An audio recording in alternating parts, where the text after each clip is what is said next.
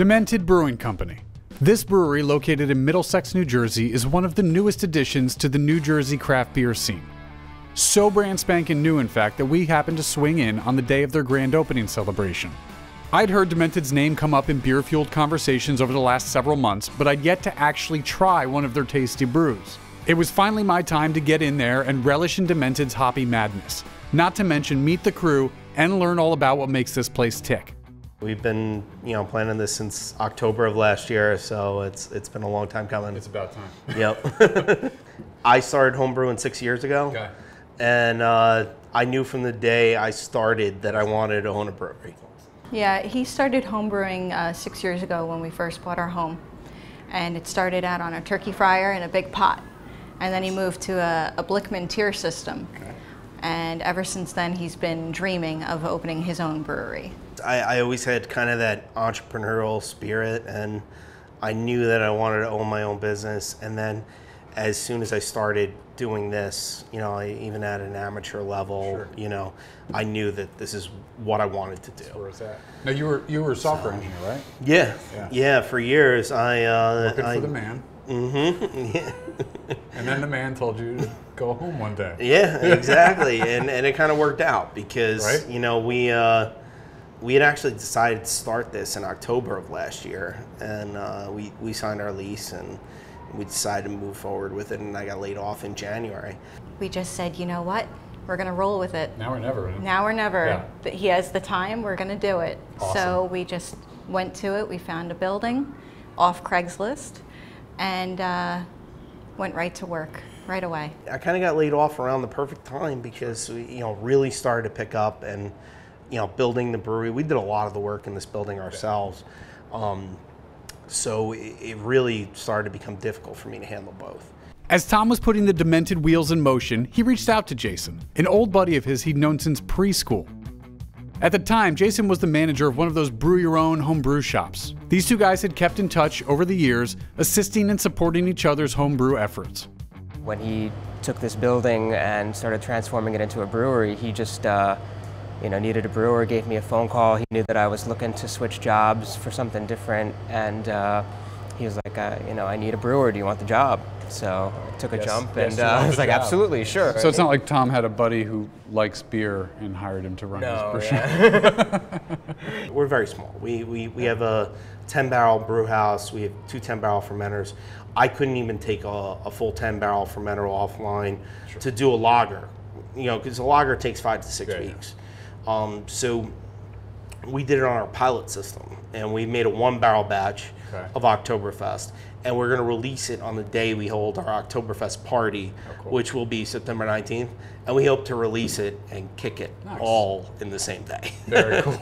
We have a 20-barrel fermenter that's on its way, so we're already planning to expand. We have 2 fermenters right now that are both 10, and then we'll have 120 for our flagship beers, so we can do them in larger batches. Awesome. And then we just have plans to expand. I mean, you can see the rest of the warehouse has plenty of room for more fermenters. You got room to go here, so. Yeah. So where's your focus on sales right now? How are you trying to push everything out the door? Well, right now, our tasting room opening is a big deal. We're going to be moving a lot of beer through our tasting room, and we're hoping to just keep on expanding our distribution. I was just in touch with the company who does mobile canning yesterday, and we're talking about bringing them in to start canning some of our beer once we get this new tank in. How's that work out? They come in with a truck, they warehouse all your cans and everything. They come in, they hook up to your tank, and they spit out a bunch of cans. All in the back of the truck? Yeah. That's cool. Yeah. Rather than expanding out, we're thinking about taking our current territory and expanding into, packaged goods. Nice. We want to do lots of variety. We don't want to stick with one style. I know some breweries want to basically set like a style that defines what they do. We're the hoppy brewery, or we're the Belgian brewery. We just want to brew what we want to drink. That's cool. All the styles that we can get our hands on, and we're going to do Belgians, we're going to do German, we're going to do American. We're going to kind of mesh them together and do hybrids. So the direction is yes. Basically, yeah, yes, yeah. we want to do it. We're going to make beer. You want to do it all. Yeah, you want to make all sorts of beer. Yeah. The goal is to release something new every week or 2. Wow. And when we don't release something new, we'll be doing something different with one of our beers. Tweak one of the other ones. Exactly. So we're going to get some firkins in, and we're going to take one of our beers and we're going to do something different with it. How often? How many days a week are you in here brewing? We brew probably once a week, sometimes twice a week. Once we get the next fermenter, we'll probably be brewing 2 to 3 times per week. Okay. And then the rest of the week is, cleaning, resanitizing, prepping kegs, filling kegs, carving the beer, monitoring the fermentations.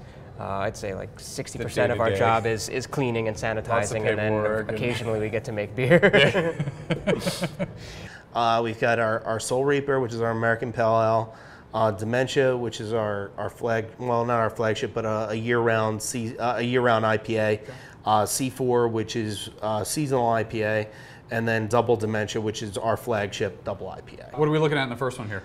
It's a classic American Pale Ale. It's highly hopped with a lot of Amarillo, Simcoe, and Centennial hops, and it's a really hop forward American Pale Ale. Very smooth and. Oh yeah, wildly smooth. Mm-hmm. For all the hops you just mentioned, it's kind of very politely finishing. So the next one is our Dementia. We use the same hop profile that we use in Double Dementia, but we just tone back the ABV, we tone back the malt, and I think we wound up with a really, really nice. What are we sitting at ABV on this one? 6.5. Okay. Yep. So highly drinkable. Yep, absolutely. Oh yeah. It's all day. C4 was something that I wanted to do with the classic C hops. There's Chinook. Chinook, Columbus, Cascade, and Centennial. It's designed with the four C hops, the 4 classic C hops, and it's a really nice IPA. It is very similar to Double Dementia, but it doesn't have as much pine in it that you'll get from the Simcoe. Okay. And not as much citrus as you'll get from the Amarillo, but it is a really nice. Still packs a punch. Yeah, that's a good time. That's fantastic. I wanted, of course, Double Dementia. This is where Double Dementia is our flagship. This is my favorite of all of our beers. It's everything you want out of a double IPA. It's really well balanced. It's got a big malt backbone, and it's at 100 IBUs. It's got a huge hop punch, I think it's by far the best of our beers, and it'll probably be the first beer that we actually start to distribute in cans, which we're looking at right now. Yeah.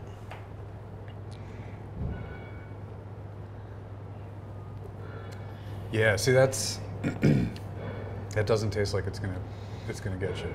But it's gonna get you. Oh, it will. It definitely will. Yeah, I like the malt in that though. It's pretty smooth, Yeah.